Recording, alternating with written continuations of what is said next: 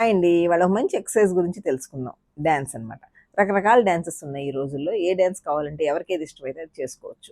So, వారంలో కనీసం 3-5 days కనుక చేస్తే గంట నుంచి అరగంట నుంచి గంట వరకు చేస్తే చాలా ఉపయోగాలున్నాయి. ఏంటి దీని ఉపయోగాలంటే హార్ట్‌ని హెల్తీగా ఉంచుద్ది. మజిల్ స్ట్రెంగ్త్‌ని పెంచుద్ది. ఫ్లెక్సిబిలిటీ అంటే వంగటానికి మనం రకరకాలుగా బెండ్ అవ్వడానికి కూడా హెల్ప్ చేస్తుందనమాట. బోన్ స్ట్రెంగ్త్‌ని పెంచుద్ది. సో, ఈ ఫ్లెక్సిబిలిటీ పెరగటం వల్ల మనకి ఫాల్ రిస్క్ కూడా తగ్గుద్ది. ఏంటంటే ఎప్పుడైతే మనం డాన్స్ చేస్తామో బ్యాలెన్స్ పెరుగుతుంది మనలో. బ్యాలెన్స్ పెరిగేసరికి ఫాల్ రిస్క్ కూడా తగ్గుద్ది.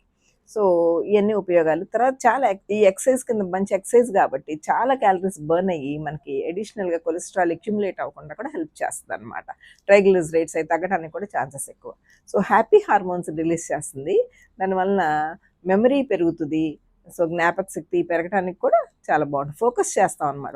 ఒక దాని మీద ఫోకస్ చేయడానికి కూడా ఛాన్సెస్ ఇంక్రీజ్ అవుతాయన్నమాట. ఓకే. Thank you.